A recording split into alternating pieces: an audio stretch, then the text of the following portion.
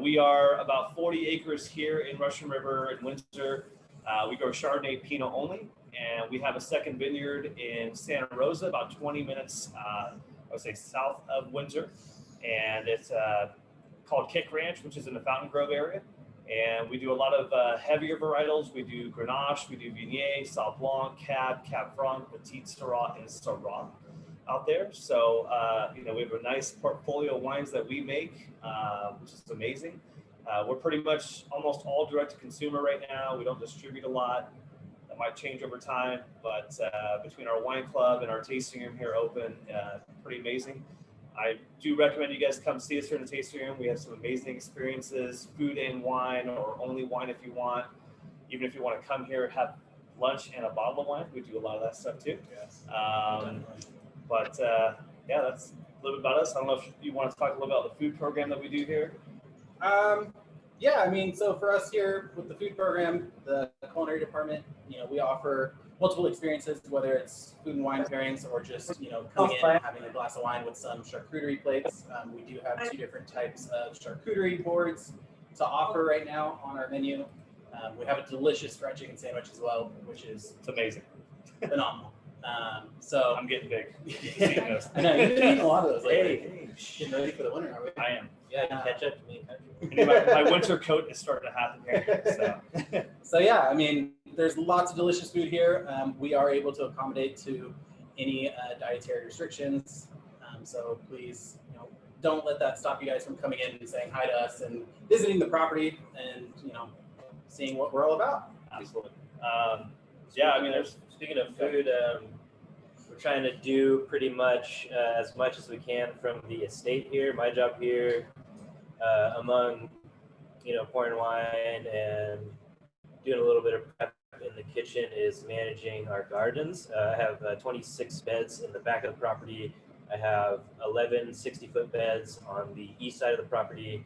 I've got a 12-bed front garden. There is a pumpkin patch that I picked earlier this season. You can see some of our little winter squash and pumpkins right there. They're in front right there. And just various farm and garden projects going on around the property. The goal for me is to provide as much produce as I can for the kitchen. I'd like for us to be operating at about, somewhere from 85 to 95% of the produce we're using on every dish any given day is coming right here from the property, and I think we're going to get there. So, yeah. We also have amazing flowers that we grow here on the property too, right? Flowers, we've been making our own arrangements. We have a beautiful rose garden in the front of the property. I was able to grow quite a bit of sunflowers, some pansies, zinnias, and quite a few other things that we add to Look at those. Our bouquets and table arrangements. It looks good. Hey, Mikey. Yeah, what's up? Rachel asked, is it too late to start a winter garden? It is not too late to start a winter garden. What you need to start a winter garden is something to cover your beds with. You need something to seal the heat of the day in. As long as we're getting sunlight, greenhouse plastic works. There's stuff called row cover that you can cover your beds with. It's very prudent to, I'm going to be growing stuff all winter long because in the 26 bed garden in the back, I'm converting it and I'm building cold frames for every bed. So they'll be covered in either row cover or greenhouse plastic. I build the frames out of PVC and I'm going to be able to grow greens, some root vegetables, beets, celeriac, lettuce, radish, turnips, pretty much all winter long. I even have tomatoes that I planted not too long ago in a greenhouse that I have in the back that gets very hot, and I'm starting to get some fruit from it right now. So it's not too late. I don't think it's ever too late to have a winter garden in Northern California, depending on where you live. You can... Minnesota might be tough. Minnesota might be tough. Alaska. I mean, to be honest with you, if you cover your beds and they get sunlight, if you cover them with a sturdy frame and greenhouse plastic, you can grow pretty much all winter long, wherever you are, in my experience, at least. So, yeah. Cool. Well, we're going to get started with the wine. Yep. Tonight's featured wine is our 2018 Estate Chardonnay. So Russian River, all right here on the property. You know, it's an amazing Chardonnay. It is a fully oak Chardonnay, 10 months in barrels, 40% new oak, 60% neutral oak. It goes through full malolactic fermentation. So you get a lot of the butterscotch, the caramel flavors, a little bit of creamy, which is why it's going to go amazing with our clam chowder tonight. Yes. You know, I'm a big fan of Chardonnays just because they're an amazing food pairing wine, and this will show you tonight why it's like that. So I'm going to pour these gentlemen a little glass of wine, and they'll start cooking with you guys. Thank you very much, Chris. You're welcome.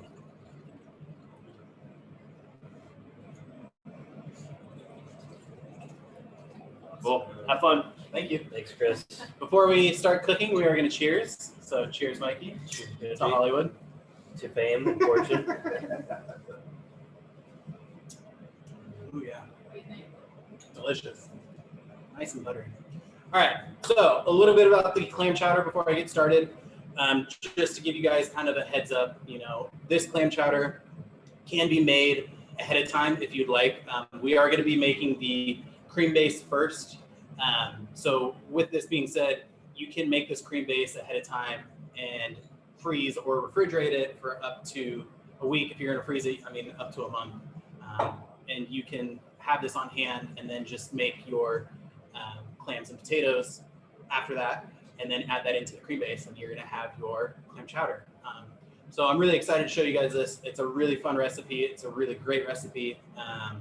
It is going to be a cream based. Now, if you want to do a non-cream based and do, you know, a tomato based, I've never done that before, so I'm not going to say that, you know, I don't have any tips on that, but it is a really good soup to try if you guys want to try something different. There are a lot of different variations of clam chowder, which I never knew until just recently.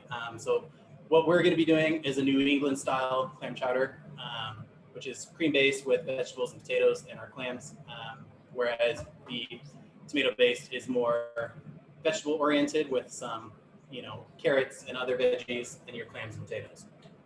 So what we're going to do first is we're going to get our potatoes. So we're going to be doing a pound of Yukon Gold potatoes. And what we're going to start by doing is we're going to dice these potatoes, and then we're going to boil them. If you want to use russet potatoes or red potatoes, those will work really well in this. I would recommend using red potatoes or Yukons just because russet potatoes, once you boil them, they get really mushy and creamy. That's why we typically use these for mashed potatoes. So normally when you're doing mashed potatoes, Idaho russet potatoes, best for it. Yukons will work pretty well, but they are super starchy and they hold up really well when you boil or bake them. So that's why we're going to be using them today. Country. Susan asked, is it the same recipe you made at Brass Rabbit? It is, yes. This is the same exact recipe that we used at the Brass Rabbit. That's why I'm really excited to share this with you guys, because that was a definite hit at the restaurant when we had it on the menu. And, you know, this is something that I'm excited to share with you guys because it's really easy to make. And you're going to see by tonight that it is super simple and it's a lot of fun too. So let's get started by dicing our potatoes. We are going to leave the skin on. Now, if you guys don't like skin on your potatoes for any reason, feel free to, you know, take the skin off. But for me, I like to keep the potato skin on. So what we're going to do is just slice these in about a 1/4 inch thick to a 1/2 inch thick. I love clam chowder, but I've never made it before. So I'm excited to cook it with somebody who really knows what they're doing. I had never made it until Brass Rabbit either. So, I made it so many times that I kind of became really good at it. So I've been making clam chowder quite a bit at home, and I really like it. Clam chowder is one of my favorites, especially in a bread bowl, which tonight we will be doing some of our clam chowder into a bread bowl.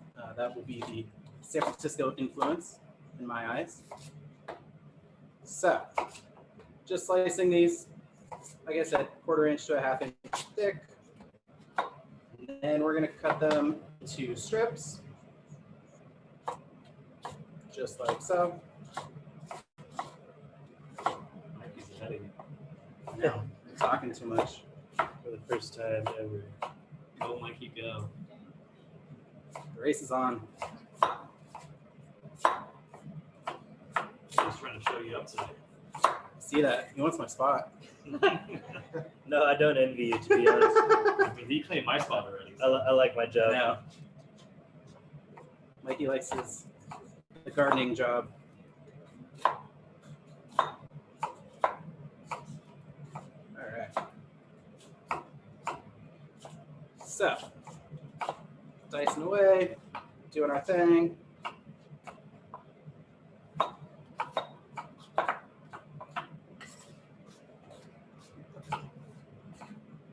Something really satisfying about cutting potatoes. It just feels good. Yeah, nice little stacks. Use other potatoes. Yes. So the question was, can you use other potatoes? And yes, you can.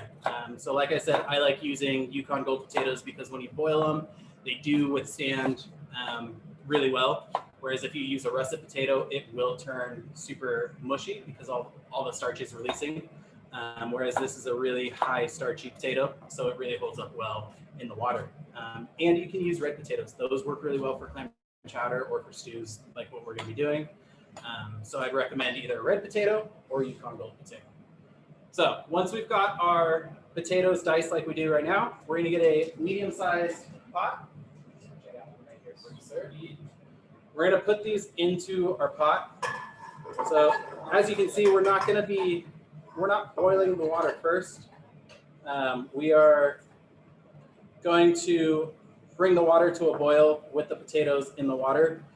Just because if you boil your water first and then put your potatoes in, what's going to happen is they're going to really turn to mush, and that's not what we're trying to do. We really want to keep these intact and keep them as whole as possible.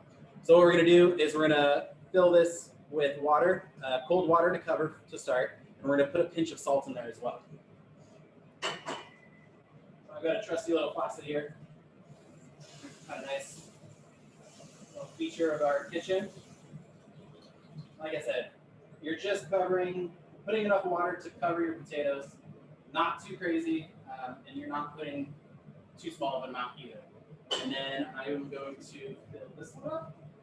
Mike, you want to pass me the salt right here? Yeah. Like I said, we are going to salt this. So, nice little pinch of salt into the water. Don't want to go too crazy. The clams are going to release a lot of salt and season our chowder base. So we don't want to go too crazy on the salt with this to start. So what we're going to do is we're going to start them off on a high heat, medium to high heat. And we're just going to kind of leave them on our stove, not forget about them completely, but we will come back to them, just check on them and give them a stir every once in a while. And what we're looking for is just a fork tender potato. And that's when we know that they will be done. So I'm going to put mine on the back burner just because we are going to start. There it goes. Don't mind the explosions. I did not lose any eyebrows or anything. Happens a lot. I'm used to it. So we're going to go back to the cutting board now. So we've got our potatoes cooking in the back. How's everybody doing? Are we all doing okay? Is everyone kind of following along? Thumbs up if you're good, thumbs down if you're not. Like I said, please ask questions if you need us to slow down. I do tend to go really fast. It's kind of in my nature. I'm sorry. Another quick one too. Since we got a new microphone, we didn't move it over to the stove. How was the sound when we turned around and started doing the potatoes? Sorry. Thumbs up if it was Thumbs good. down. Thumbs down. Yeah. Oh. Okay, so we'll Neil's move. saying no. Okay, other people are saying yes. 50-50. Okay, 50-50. so we'll move the mic next time. All right. So next up on our steps for cooking this chowder, we're going to start getting our vegetables ready for the chowder base. So the potatoes, those are going to be going in after we make the chowder base and when we cook our clams and everything.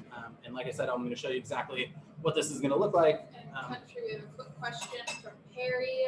While we're waiting, any tips for selecting vanilla clams? Yes. So, I mean, typically when you get vanilla clams, there's going to be a couple that are open.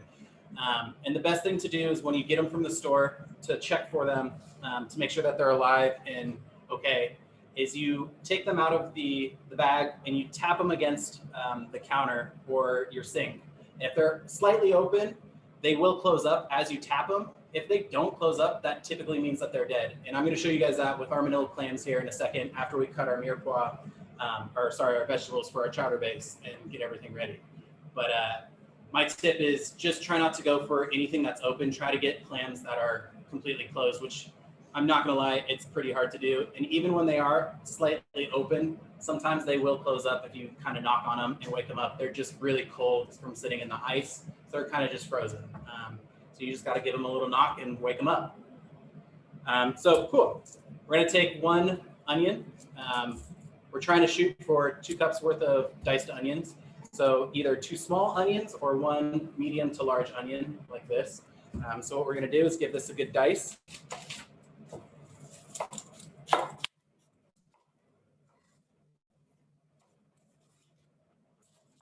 Patrick, do you ever cry? You know, country boys cry sometimes. It's okay. I do sometimes. When I'm at home and I use a really dull knife, I will cry a lot when I cut an onion or a shallot.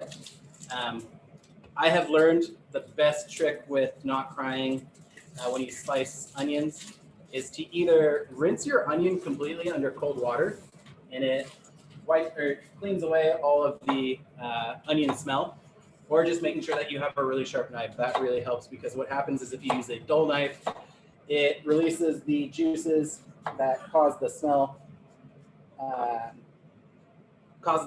to make you cry. So with a sharp knife, you're not releasing those juices. And Philip has a question. Their clams are still frozen. Is that okay? If your clams are still frozen, I would get them in a bowl and fill it with cold water and leave it in your sink with a slow trickle from the water into your bowl. Just that way, it's constantly recirculating clean water into your bowl of clams, and that will defrost them really nicely. And then Jamie says that they wear sweat goggles when you cut onions. That's another good way to do it. Not gonna lie, I've done it before. I have yet to do that. In country, could you use other kind of onions if you didn't have white onions? Yeah, you can use a red onion. It's a preference base. You know, red onions have a different flavor than yellow onions. I really like the flavor of yellow onions. Red onions are really kind of, in my sense, a little bit more bitter and spicy, whereas the yellow onion is sweeter and a little more tangy as well. But if you want to use a different kind of onion, you can use shallots in this. You can definitely use a red onion, or cipollini onions too would be really good. Maui Wowie? What's that? Those Maui onions? Maui. There's the Maya sweet onions. Those Oh, are sweet. yeah. Yeah. Oh, yeah. Wrong pronunciation. Yeah, I'm like, who? Are we talking about a movie title right now? Perry says cool knife technique in your country. Thank you, Perry. Really appreciate that. For most of you that didn't hear that, Perry did compliment me on my knife technique. Mikey's doing a great job over there too. I'll get you a cookie later. Please do. I would love that. If you also put your onions in the fridge before you cut them, that helps. Okay. So Taylor brought up a really good point. I don't know if anybody heard that, but she said if you put your onions in the fridge, that helps with the smell and makes it so you don't cry as much. So getting a lot of tips and tricks here about onions from everybody around. You know, Taylor's got some good ones. Mikey. I say sometimes you just gotta suck it up and cut the onion. Mikey says just to suck it up and stop being a baby. So words from Mikey. Yeah, we all cry. Okay. On So- that note, let's give a little Yeah. Cheers. So before we move on to the next step, we're going to do a little cheers. You know, you have to be tough to your I farmer. like to drink. No, not when I'm cooking. That's the purpose. I know. Cheers, everybody. Oh, that is so good. Mhm. Okay, so our next step, we've got our onions cut. Like I said, we're doing about 2 cups worth of an onion.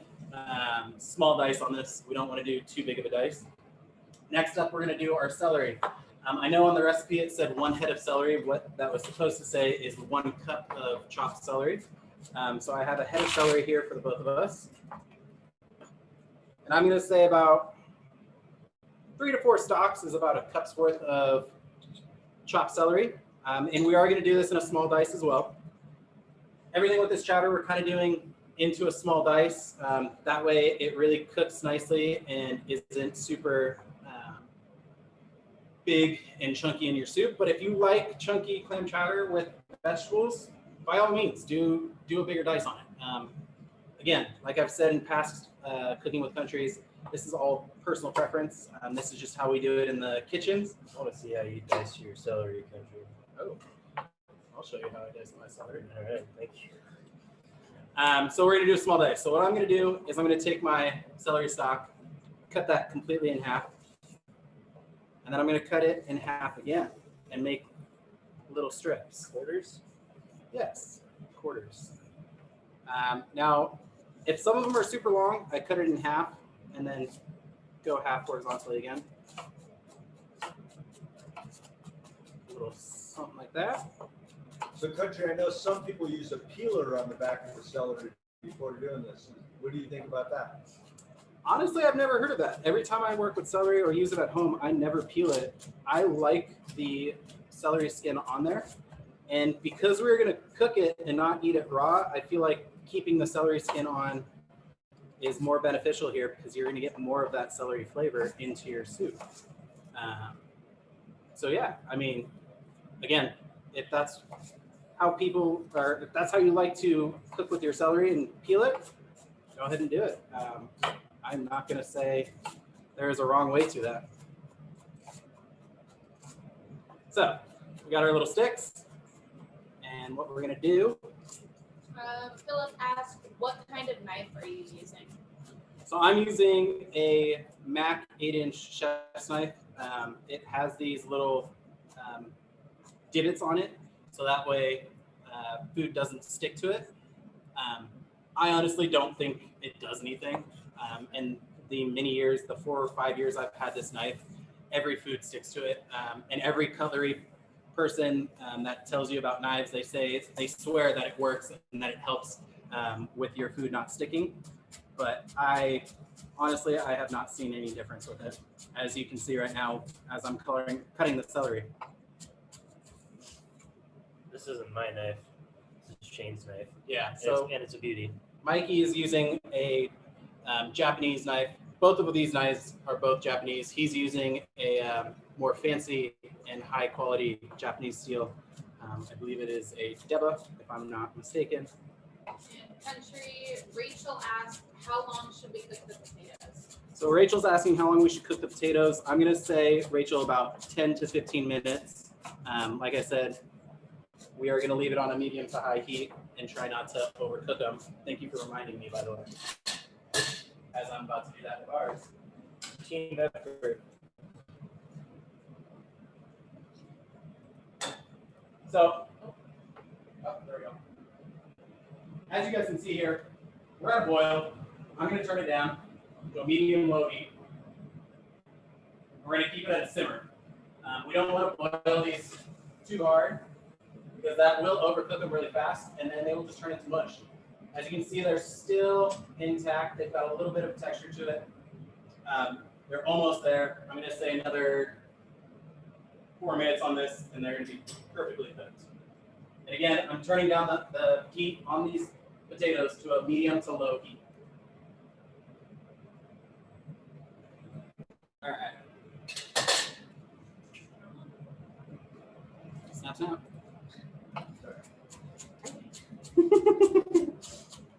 So, Perry said, is our goal tender?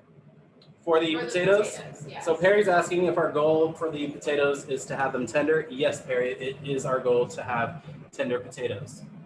We do not want super mushy potatoes. We want them to be tender, but still able to keep its shape and not fall apart. Great. How's everybody doing? Are we doing okay? Chopping's good? Yep. I see a thumbs up there. Thumbs up. All good. Like I said, guys, if I'm going too fast at all, please, say something in the chat room so Taylor can let me know to slow down, or just kind of wave your arms into the camera. All right, so our next step, we've got our celery, we've got our onions all chopped up in small dice. Now we're gonna dice up our pancetta. If you cannot find pancetta at home in the grocery store, bacon works totally fine. We've done it with both at the restaurant, pancetta and or bacon. The only difference with pancetta and bacon, bacon is a cured and smoked product, whereas pancetta is not smoked. It is seasoned with spices. For us, this is our house-made pancetta, and we've done a spice mixture of Korean chili flakes, pimenta espelette, and a little bit of oregano in there as well. And we've cured these for about 3 months in our cure box.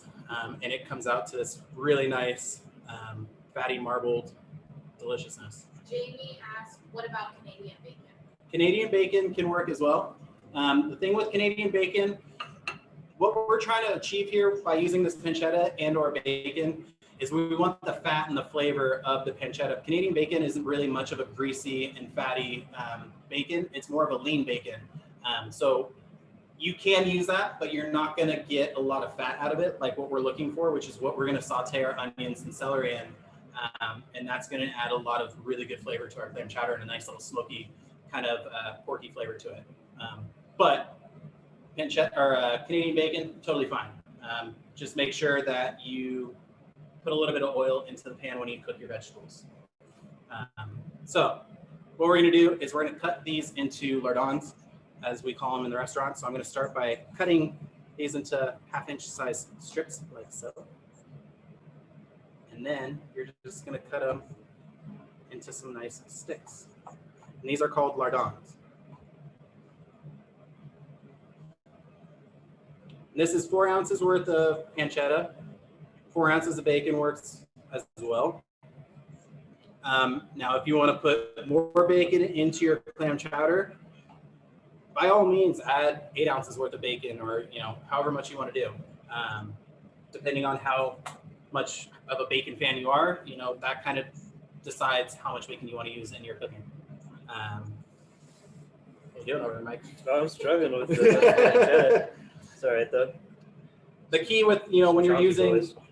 any kind of knife or cutting anything, especially pork product, raw pork product like this, having a sharp knife really helps. If you don't, just be really slow with it and really try to saw with your knife, so that way it gets into the pork and cuts through it. Hey, Mikey, your dad said that Trader Joe's has excellent pancetta. Ooh. So Mikey's dad has said that Trader Joe's has great Oh, pancetta. Even better. So Is that Trader one that Joe's comes in a little spiral, right? Yeah. Of the stuff. It's not as good as ours, Dad. I swear. I know, I don't expect it to be, but it's a lot simpler. It's right here. So while we're waiting for Mikey to finish up, hey, I'm good. I'm looking here. good. Next up, we're going to do our garlic. So we're doing 2 cloves of garlic for this. Thank you. And if you guys are making this for more than 4 people, doubling this recipe will work just as well to make it into a bigger and larger quantity. If you want to make it just for 2 people, just half this recipe, and it will make the perfect size quantity for 2 people. Really quick, Stephanie asked, so we're using raw bacon? Yes, we are using raw bacon. That is my mom. It's Hi, Mom. Hi, Mom. So for the garlic, we're just going to smash it to get the peel off. We're not trying to keep these completely intact because we are just going to chop them up and they're going to get sauteed. So just a slight little chop.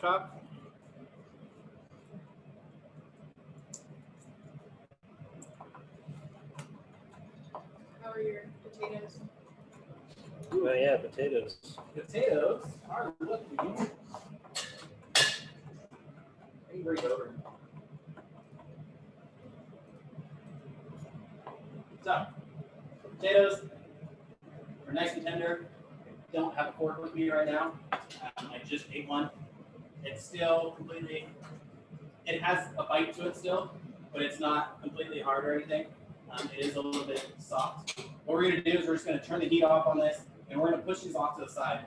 We're going to let them hang out. And they're going to continue to cook for a little bit, but they're not going to cook too much, and they're not going to get too mushy. So once we come to the step of adding the potatoes into our chowder, we will come back to these. So back to finishing our garlic really quick.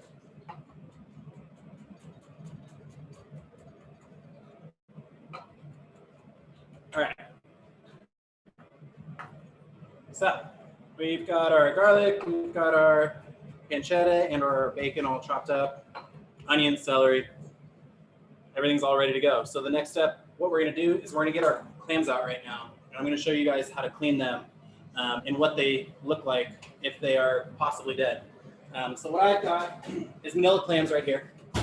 We've got about 1.5 pounds of them. So like I was saying, Perry, the best way to choose your clams is to make sure that they all are nice and closed like so. And if you see right here, this guy is a little bit open, just a touch. But all you got to do is kind of give it a little tap and a little squeeze, and they just pinch right back over and close up. And that means they're alive and that they're okay to use. Now, if for some reason when you pinch and try to close this, if he doesn't stay closed on his own, that means that he is dead and you should discard it and throw it out. I went through my clams earlier today to make sure that there was nothing dead in these, and they're looking pretty good. A little tip for when you're storing your clams, if you buy them ahead of time and you put them in your fridge, try to put a wet, not a wet, but a damp towel over the top. That will help keep them alive and not kill them. If you leave them in your fridge in the bag, they will die within a couple hours, and definitely by the next day, they will be completely dead. So what we're going to do is we're going to clean these. And the way to do that, there's many different ways of cleaning clams that I've learned over my professional years of cooking. We're going to fill this up with water, cover them with water, and put a 1/4 cup of cornstarch in it. So I would say it's about 2 quarts of water to a 1/4 cup of cornstarch. And what the cornstarch does to these clams is it makes them spit out the sand and just really kind of cleans out the insides, and they just start spitting it out. The other way you can do this is 2 quarts of water to 1/3 cup of salt, and that also helps spit out the sand as well, and it cleans them up and gets all the grime off, and it also kind of helps if they're a little bit stinky, then you can get rid of that stinky smell with that technique. So what I'm going to do is I've got some cornstarch right here. This is a 1/4 cup, and then I'm going to put it directly into my container with the clams. For you guys at home, if you have a bowl, put your clams in a bowl, put your cornstarch in, and then cover it with water. Swish them around and really dissolve your cornstarch with the water, so that way it really makes the clams spit out the sand and dirt and grime. And Philip asked, do we do that with frozen clams too? With frozen clams, you shouldn't have to do that. They are already processed and cleaned, so they should be okay. Now, if they were fresh clams at one point and then frozen, then yes, I would recommend doing this. But if they are just out of the bag, frozen from the freezer department, you should be okay with just defrosting them and then cooking them. So I'm going to go over to our sink and fill this up with water really quick, and then I'll be right back. That's cool. I've never seen this before. This is awesome. Yeah, there's been a lot of different ways. You can just leave them running under cold water in a bowl, and that also helps. But I've really found that the cornstarch method is the best way to do it. What else do you use clams to cook with? You can use clams to cook. I mean, clams are a very versatile ingredient. You can do a pasta with it. You can do clams and frites with garlic butter, which we are actually going to be doing something similar to that for one of our dinner series on November 21st. Took me a little bit. We are doing a dinner series with Chris's mom, Marie, a French-inspired dinner, and we are doing clams with garlic butter as the appetizer. So if you guys, that sounds interesting to you, please go onto our website, go to our events page, find the dinner series date, and reserve your spot and buy yourself some tickets and come check us out and taste our delicious food and our wine, of course, obviously. And come say hi to Chris, Mikey, myself, Taylor. Mark will be there too, saying hi to everybody. So make sure you give him a nice shout out. We have 2 questions. Sorry, I didn't mean to interrupt. Tom says frozen clams, would that kill them? Not sure. Tom's asking with frozen clams, would that kill them? What do you mean by that? Are you saying that frozen clams are going to die? Frozen clams are dead, yes. The fresh clams that we have are still alive, essentially. If you freeze the clam, yes, it will kill it, but it will also preserve it. And that's why you would freeze a clam.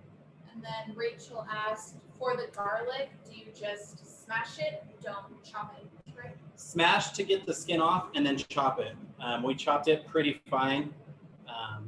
Nothing super crazy, obviously, but yes, we are chopping the garlic. Any other questions before we move on to the next step, guys? We're gonna take a little sip of our wine, do a little cheers. Yes. Chris is telling me that it's about time. Cheers. They're all thirsty. But I'm not. They're all You gotta change that. All right, guys. So now we're gonna start making our base. So like I said, we're making our cream base for our chowder. And what we're gonna start by doing is we're gonna get our pot back here. So we have a large pot. Nope. Hold on. I got you. All right. So we've got a large pot, not like a stock pot or anything, but just kind of a medium to large pot. What we're gonna do is we're gonna start by turning our heat up to high. We're gonna grab a little bit of olive oil. We're gonna put just a tablespoon of olive oil into our pot just to help render out our pancetta. If you are using bacon at home, this will help with the bacon as well. So we're gonna get this hot. We're not trying to get it to the smoking point because what that will do is the second you put it into the pancetta or your bacon into your pan, what's gonna happen is it's just gonna instantly burn. And we're not really trying to do that. What we're trying to do is a slow render of fat because we want all that the fatty flavor of the pancetta or the bacon to release so we can use that to cook our vegetables. Perry says great olive oil, by the way. Oh, thank you, Perry. Perry says great olive oil. Thank you, Perry. On November 16th, we're actually going to harvest our 4th batch of Arugula Vineyards olive oil, so we're pretty excited by that. Should be fun. The whole team's gonna get together and be outside picking the olives. We just wait, country. I know. I'm excited. I cannot wait. So, high heat, a little bit of olive oil in there. If you see your pan starting to smoke like mine is right now, go ahead and turn it down just a touch to like a medium heat. Like I said, we want to render this. We're not trying to fry this, and we're not trying to burn it. We want to slowly brown it. We want to release all the fat. We want to release all the flavors from the pancetta or bacon, if that's what you're using, and get that into our pan. Actually, I should say pot.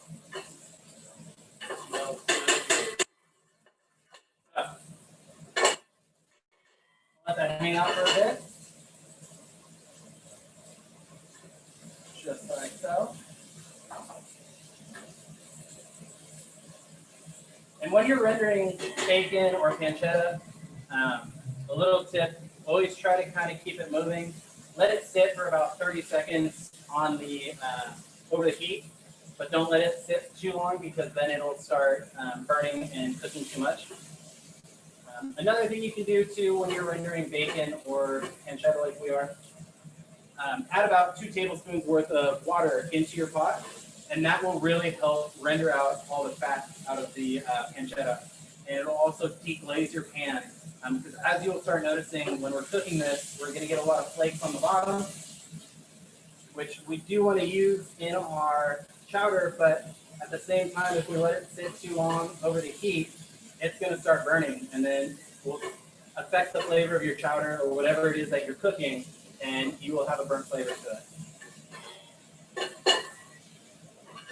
Is there a reason you're using a plastic spatula instead of a wooden spoon? There is. This is all that we have in our kitchen. We don't have wooden spoons, actually. If you have a wooden spoon at home, a wooden spoon works totally fine. I really like using rubber spatulas. They are just as good as a wooden spoon. They are very heat resilient, and they do just as good of a job as a spoon. Send Mark an email. Wooden spoons. And a wok, right? And a wok. And a wok. So you guys can see that in there. We're kind of getting nice little golden brown, lots of fat in there. We want to keep that in there, okay? We don't want to drain that out. So what we're going to do is we're going to use our spatula. Now, if you have a slotted spoon at home, that would work a lot better in this. And we're going to drain it onto our paper towel lined plate to drain off the excess fat. Thank you.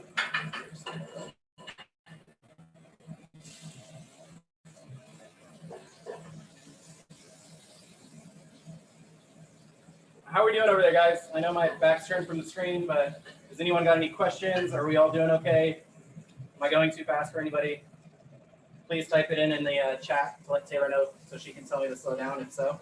Looks like everyone's pretty occupied at the moment. Okay.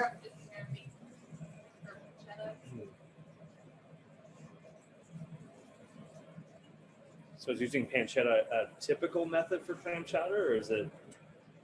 Typically for clam chowder, traditional clam chowder is a salted pork of some sort. Pancetta, I would say, is not your most typical. Bacon would be your normal. But pancetta works just as good, and we really love the flavor of pancetta, especially our house-made pancetta. So we really want to use that and highlight that. But bacon works just as well. So next step, we have our pot with our fat in it from our pancetta. We have our pancetta over here kind of draining off. Now we're going to add in our vegetables. So we're going to do our onions and our celery.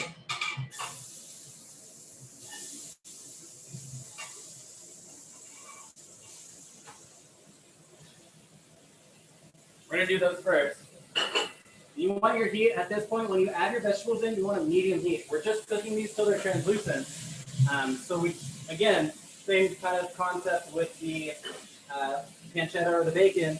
You don't want to be too high of heat to where you're burning your product the second it touches the pan. You want it to just kind of slowly cook and become translucent and do its thing. If you try to rush it, the issue that you will have is you're going to burn the product that you're cooking. So you really want to just get a medium heat, give it a good mix, really coat it in the fat of the pancetta, and then let it hang out for a minute. We are going to season this with a little bit of salt. Salt helps release the moisture from the vegetables, so this will help with our sauteing and the cooking of our vegetables. I have not added the garlic in, by the way, just to let you guys know. It's just the onions and the celery right now. The garlic is going to go in a little bit more towards the end. Because the thing with garlic, especially because it's so finely chopped, it will burn in there, and then you'll just taste burnt garlic into your clam chowder. Philip asked, do we add shallots too? And then Rachel said that they're still cooking pancetta after that. They put the celery in. So we were just asked if we add the shallots in too. The shallots are not being added into this. The shallots will be for the salad dressing. The only thing that should be in your pot right now, if you've already crisped up your bacon and rendered it out, is your onions and your celery. And then for Rachel, we will slow down a little bit for you, so that way you can kind of catch up and be on the same page with us. So it's just drink? Huh? Just have another drink? Yeah. Another drink. Yeah. Another cheers and a toast. As we kind of let our vegetables sweat and get translucent.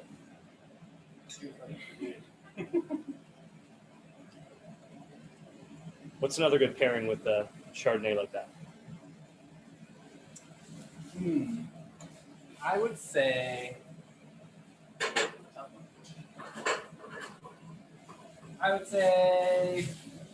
next week's pasta that we're doing with butternut squash and sage. That would be a good one. Okay. And I would also say probably like a nice linguine pasta with clams and mussels. Cool. Like seafood pasta, cioppino as well. That would be really nice. You know what I like with a good Chardonnay like that? Gnocchi. Oh, yeah. Ooh, gnocchi. Didn't even think of that. Scallop. Always would be another scallops. great one. So basically all seafood. Yes, I'm gonna go out on a limb and say most seafood with Chardonnay is typically what you want to pair with this. Rachel also asked, are we cooking the veggies in butter or just the oil? Just the oil, Rachel, for cooking the vegetables. We do not want to put our butter in just yet. The butter is going to be for making our roux. which is coming up shortly when we have our vegetables nice and translucent. Right now, I'm going to pull this away and add in our garlic. And then, Mikey, your dad asked, what brand of pots do you guys use? So Mikey's dad's asking what kind of pots we're using, what brand. The brand that we are using is Cristal, which is another off-brand of All-Clad. Typically, when you work in a professional kitchen, we are using All-Clads. Those are like the go-to for any kitchen. Really durable. The Cristals are really nice as well. And they're a great brand of pots and pans. And Philip asked, is there a red wine that would pair well with clam chowder? Pinot, Chris says Pinot. which I know, Philip, you love Pinot. So we're not getting too much color on our vegetables. Our onions are a little bit dark, but nothing crazy. We're looking for translucent on this. We're not trying to caramelize or saute these vegetables by any means. At this point, I'm going to turn down my heat just a little bit because I see my vegetables getting a little too brown for my liking. How's everybody doing over there? Are we all doing okay? Any other questions? Thumbs up, I see.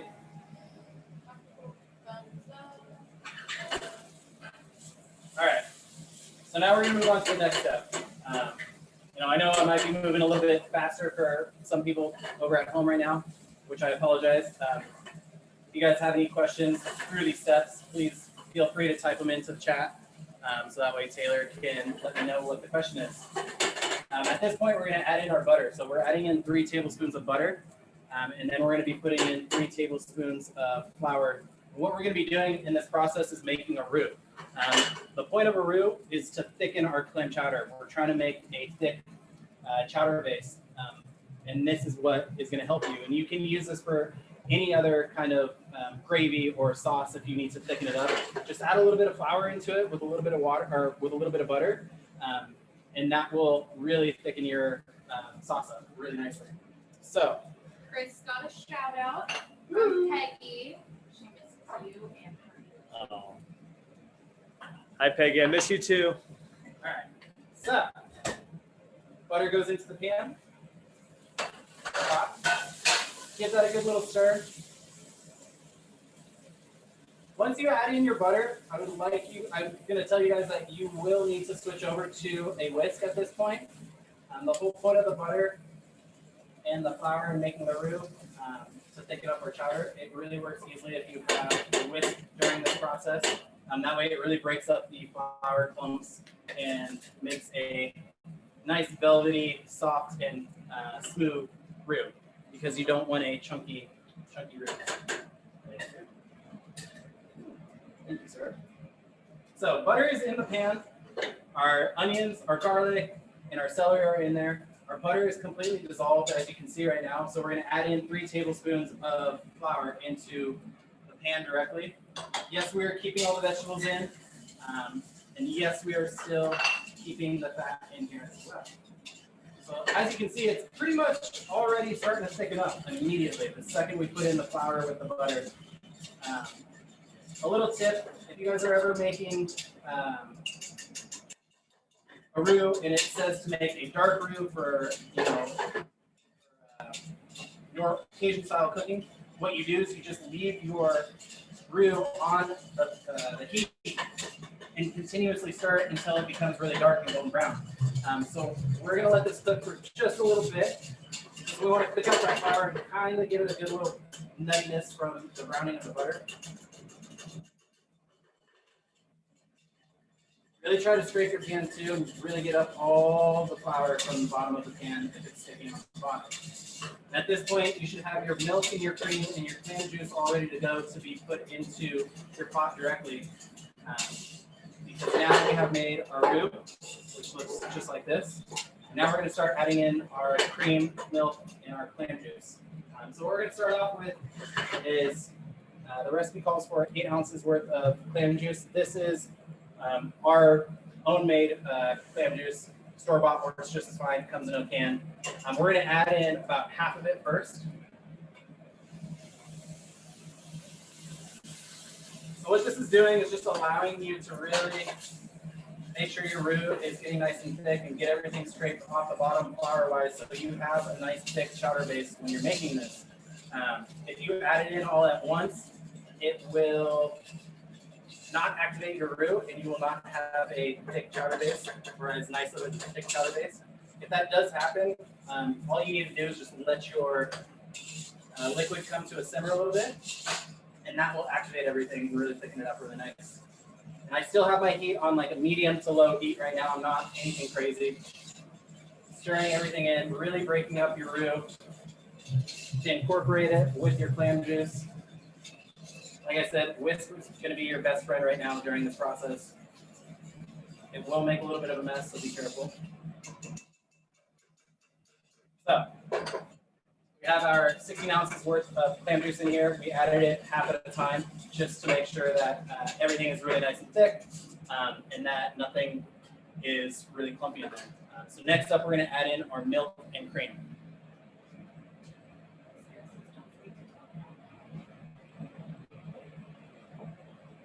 All right, so cream goes in. This is 2 cups of cream and 2 cups of milk, equal parts milk and cream. This you're doing it all at once, not half and half. Correct. This I'm going all in at once because our roux is already thick and it's already been activated in there. And all we're going to do is bring all this to a simmer to really incorporate it. And at this point, we're going to add in 1 bay leaf. Jamie asked, is all the clam juice in? So the clam juice at this point, when you add in your milk and your cream, all the clam juice should be in. So Jamie, as you were asking, is all the clam juice in? We did it half at a time. So the total amount of clam juice into the recipe is 16 ounces.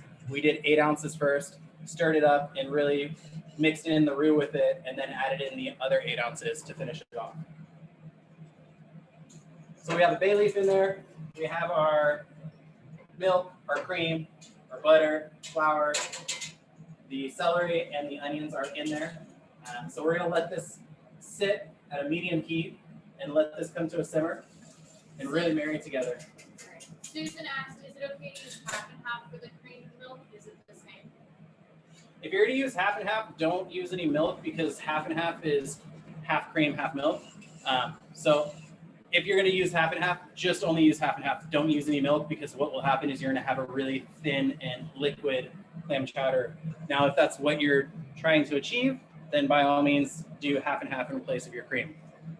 But just so you know, half and half is just a mixture of 50-50 milk to cream. So pot is simmering away, or going to be simmering away with our liquids and our vegetables. So the next step we're going to do is we're going to get everything ready for our salad, and we're going to drain off our potatoes right now too while we wait for this to happen, because we don't want our potatoes to sit too long in the water or else they will start turning into mush. So to do that, we're going to strain it off through a chinois, is what we use here in the kitchen, or a colander for you guys at home. Take one of yours and pour it over the sink. Jay asked, did you put in the milk and cream or just the cream? So Jay just asked if we put in the milk and the cream. Yes, I put both the milk and the cream in at the same time after I added the clam juice 8 ounces at a time. Yeah. Philip asked, we just put in our clam juice. What's next? So once you put in your clam juice, Philip, you want to really stir and activate your roux. You should have your butter and your flour already in there, and your roux should already be made up. Once you're adding in your clam juice, you're really wanting to just thicken or add that in with your roux to thicken up your base. So once you add in your clam juice, stir it really nice. Make sure it comes to a slight simmer and gets thick, and then add in your cream and milk after that. And then you're going to leave that on a medium to low heat and let that simmer for a little bit. Oh, yeah. Where's the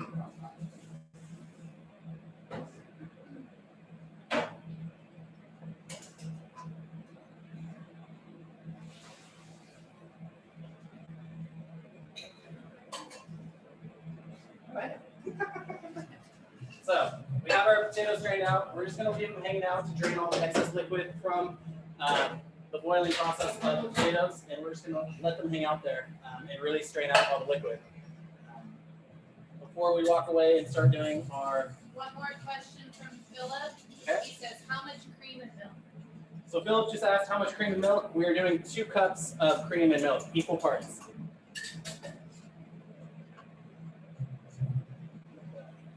Hang out for a little bit. All right, so we're gonna go back over to the cutting board and we're gonna get our salad dressing all made up. And then after we get our salad dressing all made up, what we're gonna do next is start cooking our clams and really bring everything together and make the complete chowder. And before I start, we're gonna have a little sip of our Chardonnay. Do you have another question? One more question. Stephanie asked, minus the clam juice, would this base be used for any cream soup? Yes, you can use this as a base for cream soup if you want to add in mushrooms instead of clam juice, like a mushroom stock, into your cream or your roux. It would make for a great cream of mushroom soup. So you can do a lot of things with this cream base if you want to take out the clam juice from it and make it more of a soup. Oh, and the Minnesota Walls asked, have we added the bay leaf yet? The bay leaf should be in there and simmering away with your milk and cream at this point. So yes, the bay leaf should be in with the in the pot with everything. Any other questions, guys? Are we doing okay? Another question. Rachel, it seems awfully thin. It will thicken, I presume? Yes, Rachel, it will. So like I said, we're gonna let this simmer on medium to low heat, and that's gonna help it thicken even more. And when we add it into our pan with our clams and potatoes and our bacon, it's really gonna thicken up with all the heat. Pretty much that roux it will be activated with more heat added to it. So as you heat things up with your roux in it, it's going to thicken. And the longer it cooks, it will thicken your product up. So whether you're making a soup or a sauce, it'll get thicker over time. All right, guys. Any other questions? Thumbs up. You guys doing okay? Thumbs up, thumbs down. We're going to move into making the salad dressing just really quick. It's going to take a few minutes. And then we're going to get on to making the rest of the chowder base. Cool. So with our salad dressing, we're doing a really simple salad dressing. All it is olive oil, shallots, and some lemon juice. I really like this salad dressing. It's a really easy and versatile dressing that you can use on arugula, romaine lettuce, or even spinach. I use it a lot at home. So what we're going to do is we're going to take 1 shallot and get that all peeled up. When I'm peeling my shallots, I like to take off the entire full first layer of the shallot just to really make sure you get this invisible skin off. That will usually stick onto the shallot and it is unpleasant to eat. So just to let you guys know. Best way also for peeling a shallot, just doing a little cut along the edge and then pulling that up.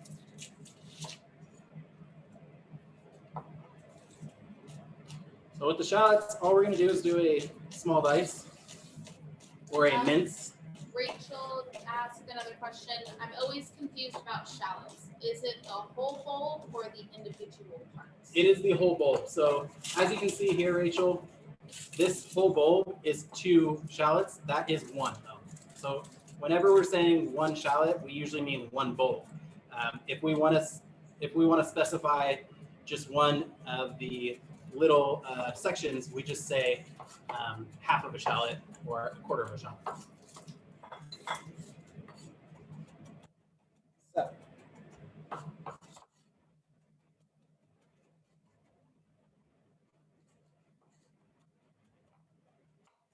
how's the tea making going, Mikey? Tea is going well. I've just been packaging. This country asked me about some tea that I've been making.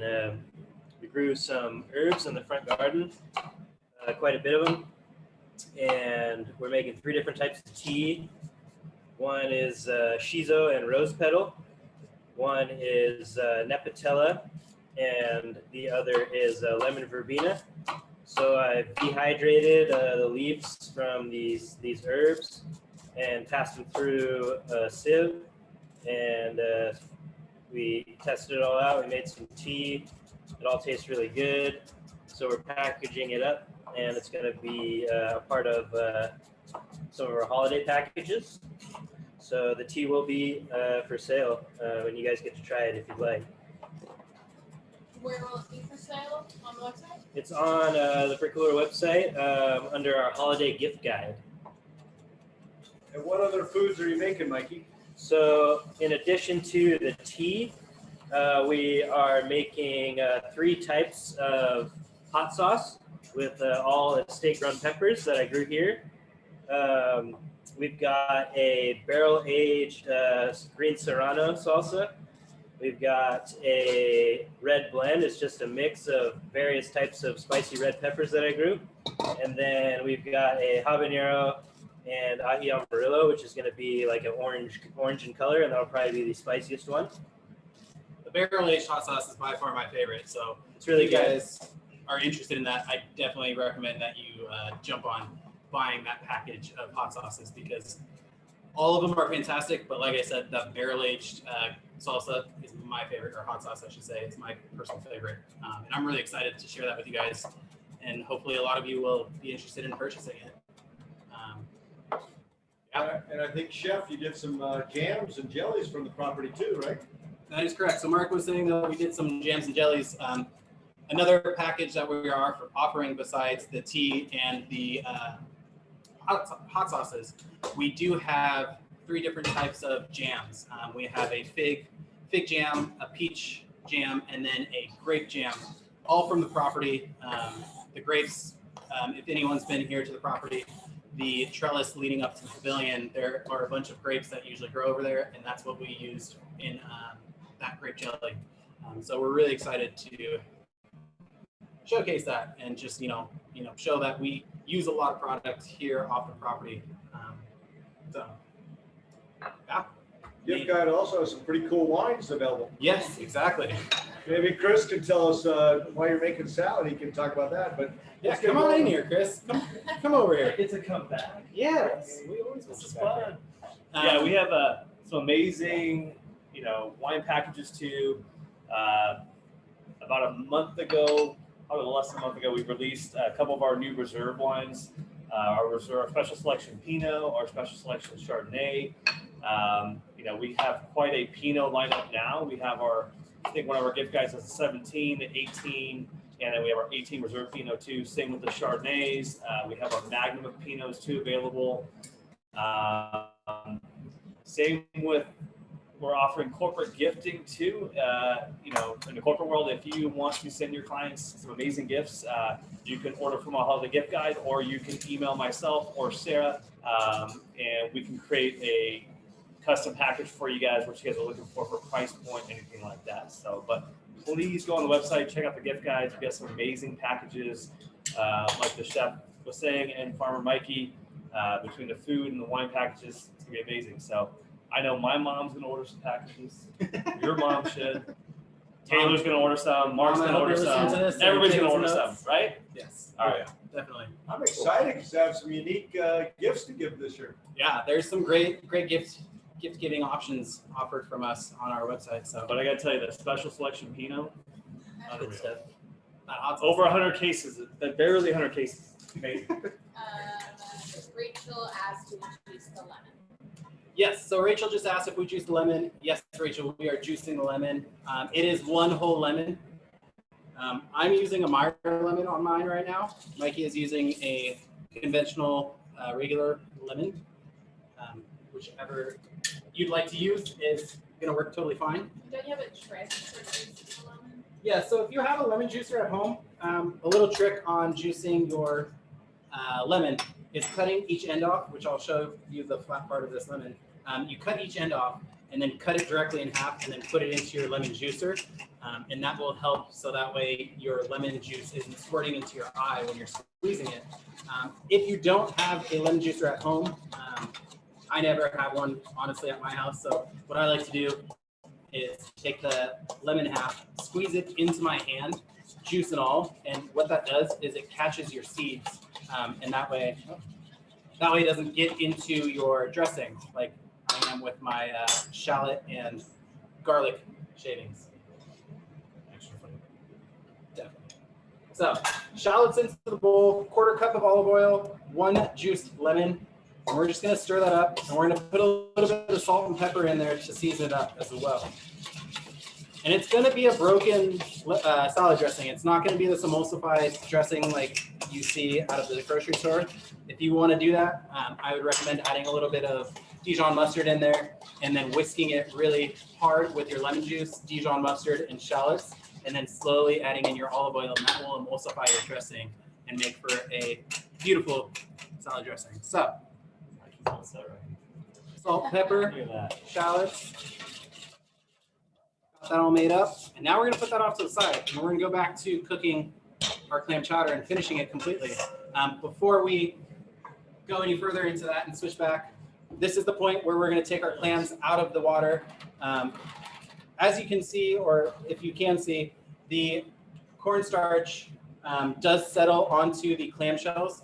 All you need to do is just give it a little bit of a mix, not too much. And then all we're going to do is just strain out this water. We don't want the cornstarch in with the clam chowder, and we don't want any of this dirt in there. So I'm going to pour it out into our sink over here. And I'm going to use a china cap.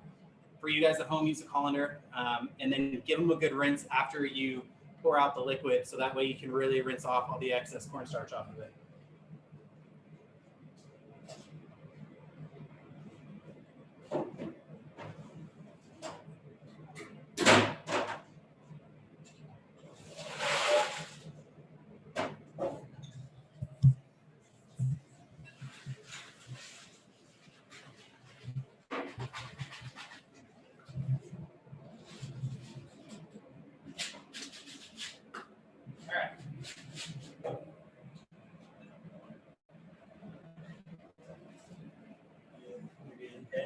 You guys are dancing. I love it. It's like a dance off. All right, so I've strained off the cornstarch water from the rinse to really get the excess cornstarch off. And what we're using is manila clams, fresh clams. If you're using frozen clams at home, that works totally fine. Just make sure you strain off the water if you did rinse them off or leave them in water to defrost them. If you're using canned clams also, that works too. It really eliminates this whole entire step. And all you need to do is just add your canned clams into your base, your cream base, and add in your potatoes and your pancetta or bacon, and that will act just as good as using vanillas. But we're going to use fresh clams. So as you can see, our base is here simmering away. I've been stirring it constantly as we've been talking about our holiday gift guides and dinner series and making our salad, just to make sure that I'm not burning anything to the bottom, because that will happen if you forget about it for too long. And we're looking pretty good here. It's not super thick, as you can see. It is pretty thin. It is going to thicken up once we add everything into it. We're not trying to go for like anything too crazy on the thickness of the chowder. If you want it super thick and really rich like that, what I would recommend is making a larger roux. So just increasing the butter and flour ratio from 3 and 3 to 5 and 5, and that will help with that. So at this point, we're going to get a large saute pan on our burner. I have high heat going for both of us. We're going to heat this up. If you have a lid for your large saute pan, you're going to need it for this. For us here in the kitchens, we don't typically have lids for our saute pan, so we use another saute pan over the top to act as a lid. So what we're going to do, reach over here. Also, make sure you have your white wine ready to go. It is a 1/4 cup of white wine that we're going to steam our clams in to help them open up. If you have any leftover Sauvignon Blanc from our property, that would work really good in this. Or the Chardonnay as well would work really, really, really good in this. I'm just using a basic table wine right now. It's all a preference for what you want to use to cook your clams with. So what we're going to start with is a nice tablespoon of olive oil into the pan.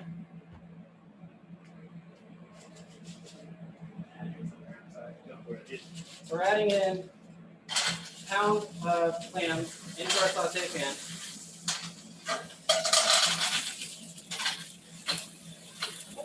Next up, what we're going to do, as you can see, it is pretty hot. And you want this hot because you want to cook them really fast. It's really easy to overcook your clams. So what we're going to do, put our clams in, give them a toss to coat them in the olive oil, and then we're going to put in our 1/4 cup of white wine, and immediately cover your clams after that. Now we're just going to let them steam. We're going to let them hang out, let them do their thing. They're going to open up. Another little tip too for you guys if you're using fresh clams at home, if your clam does not open when it's steaming, do not force it open. That means that clam is completely filled with sand. I have had many bad experiences working in the kitchen, making this clam chowder at Brass Rabbit especially, and trying to pry the clam open and then finding out that it's just completely filled with sand, and then you have to restart your entire clam chowder over again. So if it doesn't open, that either means it's dead or it's filled with sand. So don't just pick it out. Just use a pair of tongs or a spoon and just spoon it out, throw it away. So the cooking process of these clams right now should go relatively quick. You really just want to steam them. We're going to keep all the liquid in there as well. Try not to peek too much at it. Kind of give it a second and let it do its thing, and then take a look. And as you can see right there, we have open clams. And they all look good. You know, give them a little swish around, toss them a bit, get them coated in there, and they're all open. I'm looking at them, they look great. So next up, we're going to add in our bacon. In our case, this is our pancetta.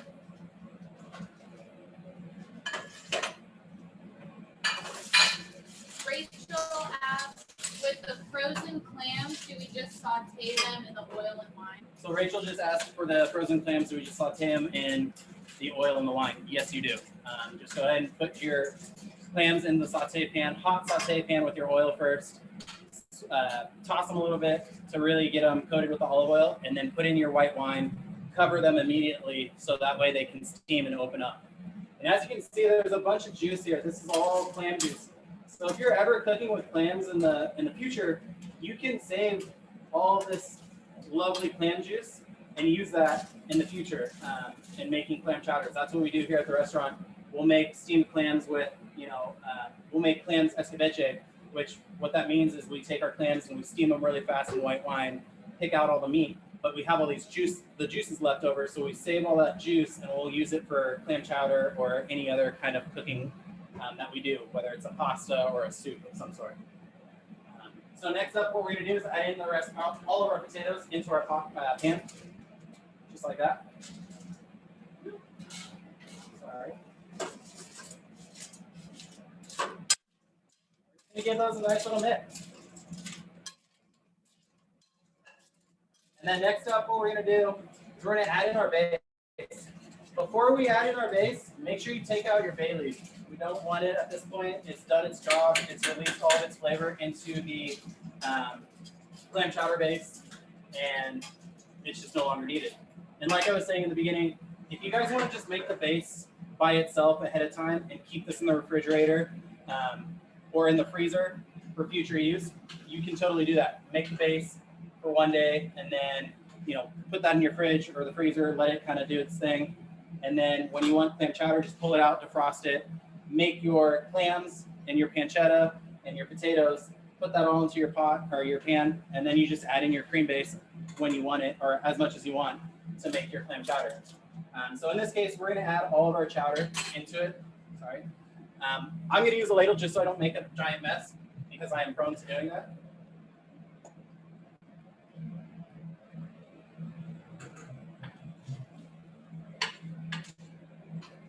I have a question. What would be the difference of just adding your clams into your base of the pot as opposed to adding it into the pan as we're doing? It's, in my sense, doing this, got it? It's just the way that I've always done it in the restaurant. This is how I enjoy making my clam chowder. If you want to add everything into the pot of your base, you can totally do that. But like I was saying earlier, if you want to keep everything separate, in a sense, then all you need to do is make your potatoes, clams, and your bacon ahead of time separated, and then that way you can add in as much or as little cream base as you want. We're gonna add. Harry said, could you repeat Mikey's question again? Yes. Mikey's question was, why couldn't we add in our potatoes, clams, and bacon into the pot of the cream base? And I told him it's just, this is the way that I have always done it when I make it at the restaurant. It's just helps your base thicken up more, and it adds more flavor too as well, because you've got all of the clam juices and the wine in there. And like I was saying in the beginning, if you want to keep everything separate, so that way you can make this for the future and keep it in your fridge, you can make the cream base ahead of time and have that stored into your fridge, and then make your clams, potatoes, and your bacon, and make that, and then add in your cream whenever you want. And if you're just making it for one person or two people, I mean, then you've got cream base for a total of four servings, basically. You can do as much as you want. So at this point, we're just gonna let our clam chowder kind of hang out off heat. The residual heat will let it simmer, and it's gonna slowly thicken up a little bit more. As you can see with the potatoes in there, the starch is really helping thicken it up as well.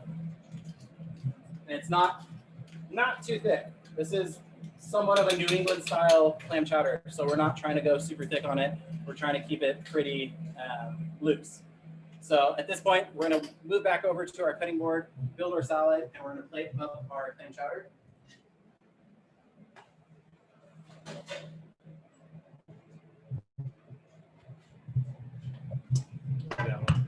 So for our salad, we're doing an arugula salad. For us, we're doing a mixture of arugula and wasabina because we have beautiful wasabina coming out of the garden from Mikey. Wasabina is a mustard green. It's basically just similar to Mizuna, only it's a little more spicy. Yes, it's a really, really good lettuce. If you can find it in the store, I highly recommend picking it up. If not, arugula will work just as good. So we're gonna put in our arugula and wasabina mixture, and then we're gonna add in our salad dressing. Give that a good little mix.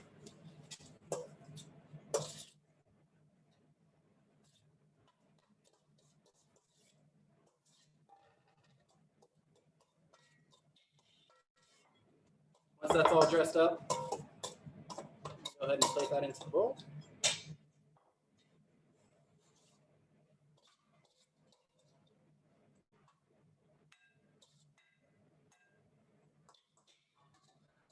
You should be using one package of arugula for your salad. For us, we kind of did a rough estimate on what a package would be about. How's everybody doing? I'm sorry. Are we all doing okay? From Rachel, what about the thyme and parsley? The parsley is going to go in at the end. The thyme I completely forgot about. That is my fault. So the thyme, if you do have the thyme should have been added in during the sweating of the garlic, onions, and the celery. But because I completely spaced on that, we did not put thyme into our clam chowder. Will make a big difference. It will not make a big difference. It's a preference thing. Can they add it now? They could add it now. Yes, if you want to add it in now, you definitely could. The parsley we're going to add in as our garnish for the final product of the clam chowder. What we're using right here is just our basic curly parsley. Italian flat leaf will work just as good. This is from our property here at Bricolor that Mikey has been growing.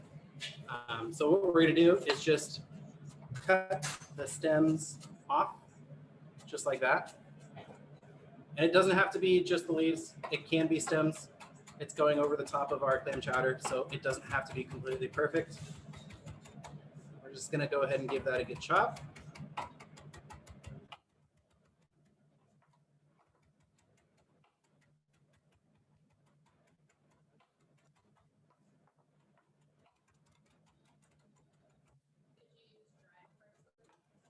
You're going to use dried parsley. Taylor's asking if you can use dried parsley. Yes, you can. If you're going to use dried parsley, though, put it in with your cream base when you're sauteing your onions and celery, because the dried parsley will cook more into your roux and your vegetables and give that flavor. Whereas I would not recommend using it as a garnish just because it's so crunchy and dry. So I'm going to plate my clam chowder into bowls. Mikey over here is going the San Francisco style way of clam chowder and putting it into bread bowls. So what we have here is some sourdough bread bowl or bread rounds that I've hollowed out and cut the tops off of. So we're going to fill that up with our clam chowder. Stephanie says if you forget the time or don't have fresher, can you put powder? Yes, you can. Stephanie asked if you can use powder thyme if you don't have fresh. Yes, you can use powder thyme. Just put that into the beginning of your vegetables when you're cooking that, so that way it doesn't stand out too much into your clam chowder, and it will meld really nicely with the vegetables. So we're gonna go ahead and get this plate up.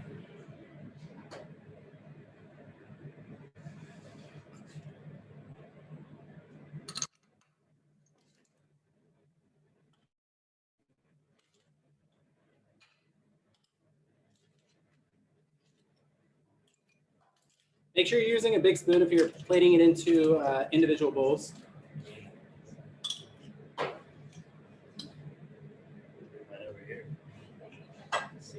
Doing okay there, Mikey? Trying to figure out his ways. Yeah.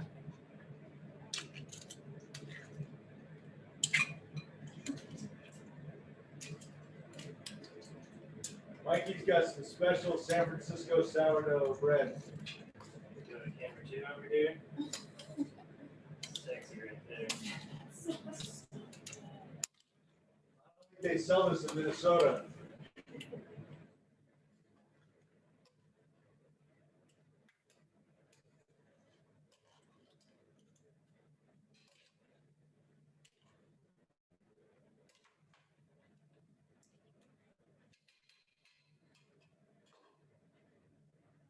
Now we're going to use our chopped parsley and use that as our garnish, just right over the top.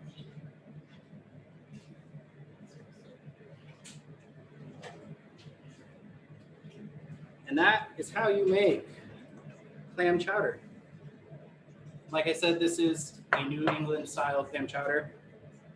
It does have potatoes, pork, onions, and celery, and our clams. How's everybody doing over there? Are we all doing okay?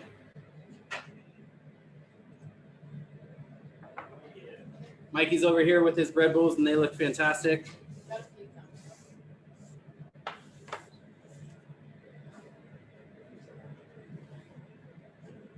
Oh, Philip, look at Philip. Philip, let's see it. Ooh, there we go. That looks great. So as you guys are plating up your clam chowder, make sure to take lots and lots of photos, and make sure to tag us on Facebook and Instagram at Arugula Vineyards. Yeah, at this point, you know, this is how the clam chowder is done. We have our Arugula salad. We have our delicious Chardonnay. If there's any questions, feel free to ask.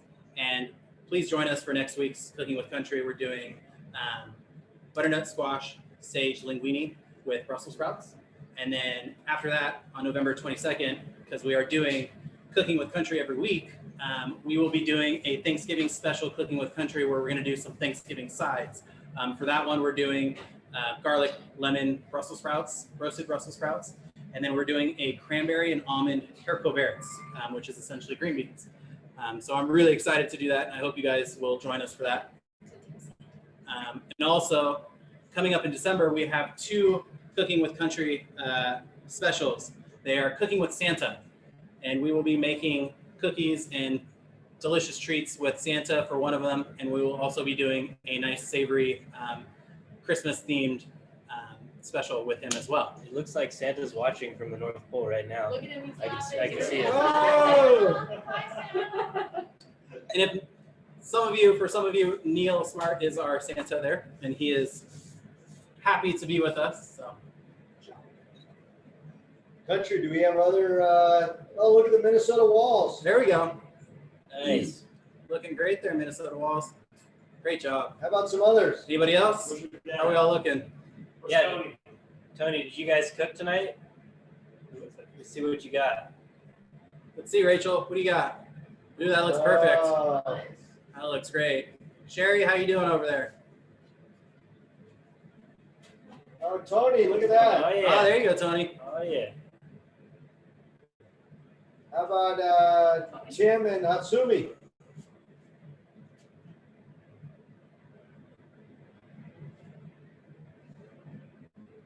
Oh, we got a thumbs up. And there it is. There we go. That looks great.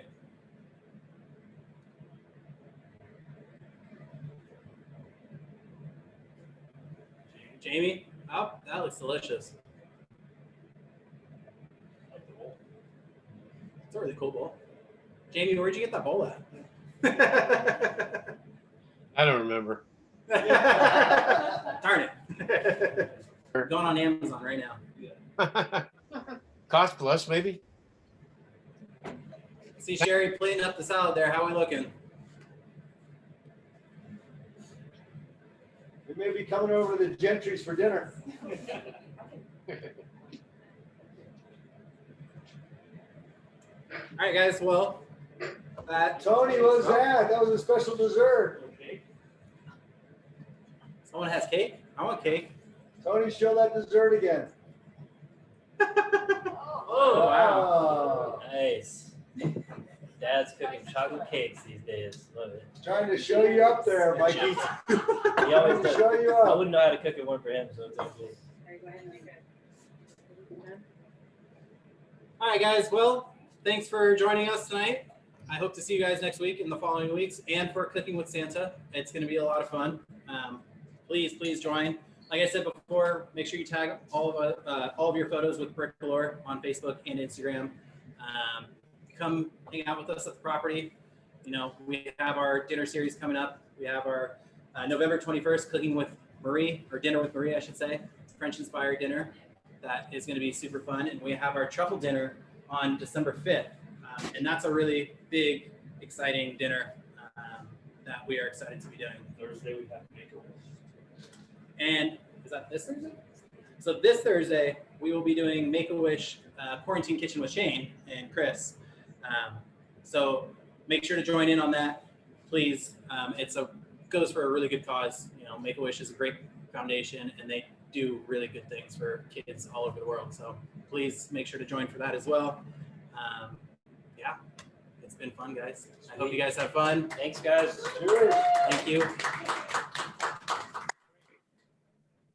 See. See you next time. Good night. Good night, everybody. Thank you.